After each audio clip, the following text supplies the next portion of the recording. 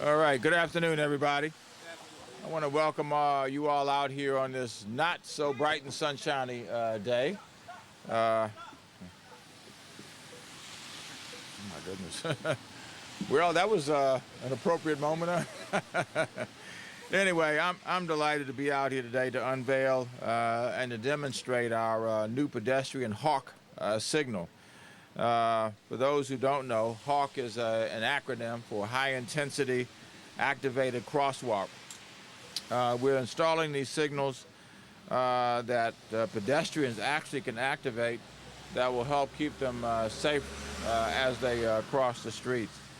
I don't know how many of you are familiar with our DC sustainability plan, but we've set an aggressive goal, and that is by 2032, 20 years hence, that we hope to be able to increase the use of public transit, biking, and walking to 75%. And of course, in order to be able to do that, we've got to be able to have mechanisms that assure people of safe travel through our streets and across the city. Last year, we had 19 traffic fatalities in the District of Columbia, which is actually the lowest number that we've had since fatalities were recorded here in the District of Columbia.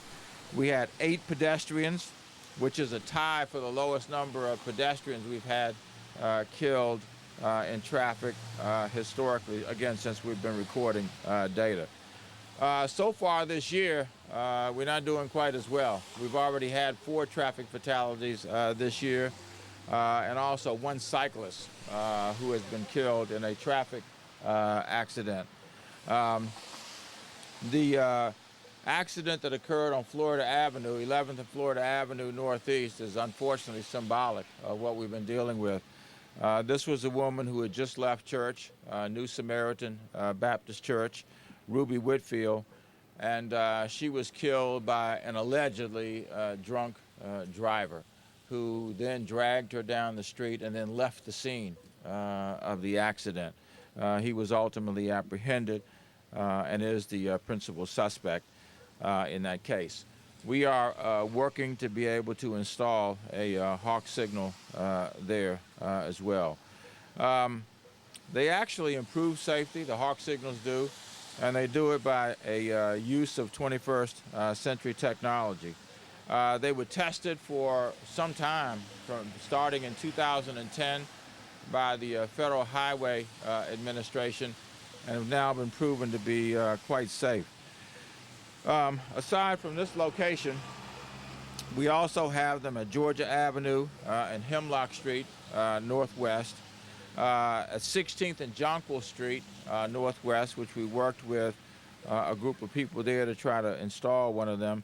Now, this one actually activates the traffic signal by detecting the presence of pedestrians, and it's not triggered by the automobiles driving up to the intersection. It has to be people triggered. Also at Minnesota Avenue and C Street Northeast, and again, as I indicated, there will be one installed soon at 11th and Florida Avenue Northeast, and the very next one will be installed by late May, and that will be on Connecticut Avenue between Ordway and Macomb Street. Again, we know that there's increasing concern about vehicular traffic, and then, of course, in some instances, the condition of those drivers who are driving those vehicles, and that is why we are stepping up more aggressively with our efforts to protect pedestrians and bicyclists and others who may be traveling outside of an automobile. I call it the 3 E's: education, enforcement, and engineering. And those are the 3 things, when they work well, we want to make sure that they redound to the benefit of our pedestrians here in the District of Columbia. We think that the HAWK signals will pay huge dividends because they do upgrade the technology that we have available. We have some of our DDOT staff here with us today who can help explain the details of how they work, when they are operational. So the pedestrian would walk up and press the push button, and then the signal coordinates with the adjacent upstream and downstream signals just to make sure that vehicular delays are not does not increase. And then from a pedestrian standpoint, it's a regular signal, so they would see the walk sign and then the flashing walk sign. From a vehicular standpoint, it starts off, the signal rests dark. So when it's dark, vehicles can move through the intersection. But then it changes to flashing orange for a period of time, and then it goes to solid orange, indicating that the signal is about to change. And then when the pedestrian signal goes on, the vehicular signal shows double reds. And then it goes to what we call a wig-wag, so alternating flashing red signal where the vehicles can proceed through the intersection if it's clear.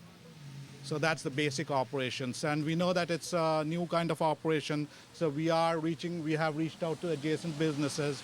We are getting a video of how the signal operates up on our website, and we also have brochures that we can distribute to anybody that's interested. And I guess by orange you also mean yellow too, right? 'Cause Yes. some people think of it as yellow. Yes. Yeah. Okay.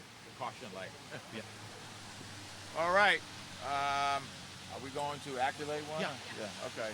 Why don't we take a look at how this activates? Okay, so we do it again, right? Yeah. Everybody ready? Now watch. When I press the arrow, the light will go on. The indicator's ready?